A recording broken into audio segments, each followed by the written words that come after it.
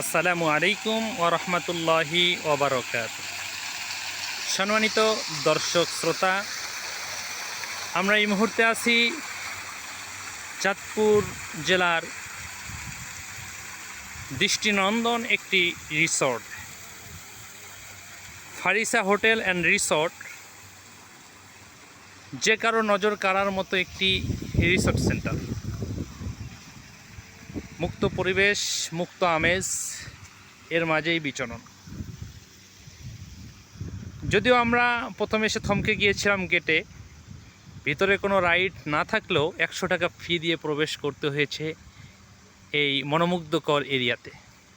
তবুও যেহেতু এসেই পড়েছি, কি করার, 100 টাকা দিয়ে প্রবেশ করলাম চাঁদপুরের মন কাড়ার মতো এক স্থান, ফারিসা হোটেল অ্যান্ড রিসর্টে।